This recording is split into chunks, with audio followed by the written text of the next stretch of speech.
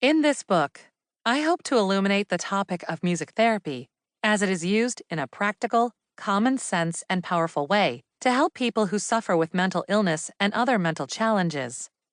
Unfortunately, governments here in Australia, as in many countries of the world, do not subsidize music therapy in terms of providing mental health insurance for those who cannot afford to pay for it. While this book does not aim to offer therapy that is specifically tailored to a person, it nevertheless offers some elements that can be used by the sufferer to alleviate symptoms. Given that we are all unique, there is always the need for a therapist to guide the sufferer. Although I am not certified as a music therapist, practitioners of that profession often consult me because I am a qualified pianist, composer, and sound engineer and have recorded many CDs for a variety of artists. Since 1993, as a composer, I have been a member of the Australian Performing Rights Association, APRA, and the Australian Mechanical Copyright Owners Society Limited, or AMCO. Recently, I completed my own jazz CD to raise funds for the Kidman Center. It is particularly relevant that my wife and I also suffer with bipolar disorder, and I have collaborated with psychologists and psychiatrists on various issues. I have also written 3 books, including this one, on mental illness, and one on art therapy in collaboration with other writers. I have a university degree at honors level, majoring in sociology, anthropology, and 3 years of psychology. In the following chapters, we will discuss practical ways in which I have been able to help people of all ages with Alzheimer's, autism, anxiety, depression, bipolar disorder, and schizophrenia. Music therapy can be powerful, either in combination with medical interventions or as a sole therapy where medical interventions fail, because not all people respond to medication.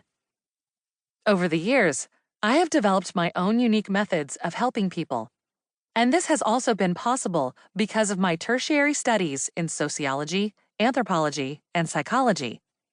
When possible, the chapters are supported by research, and I indicate issues in which there is a need of more research.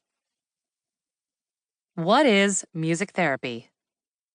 Kenneth Bruscia defines music therapy as a systematic process of interventions wherein the therapist helps the client to promote health using musical experiences and the relationships that develop through them as dynamic forces of change.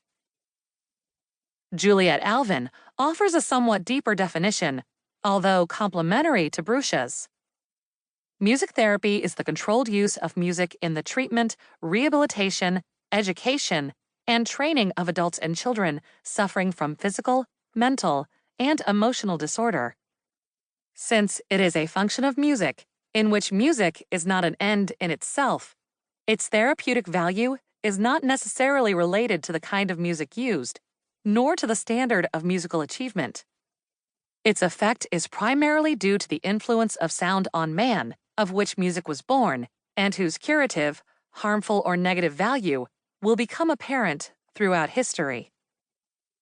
Stefan Kolsch proposed that 5 factors contribute to the effects of music therapy: modulation of attention, modulation of emotions, modulation of cognition, modulations of behaviors, and modulation of communication.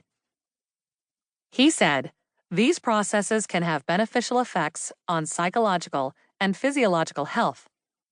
Music can evoke strong emotions and reliably affect mood. Music-evoked emotions can modulate activity in all limbic and paralympic brain structures. I will now, in turn, discuss each of these effects of music. To keep listening to this audiobook for free, click the link in the description. It will take you to a free Audible trial where you can listen to this and many other books for free for 30 days.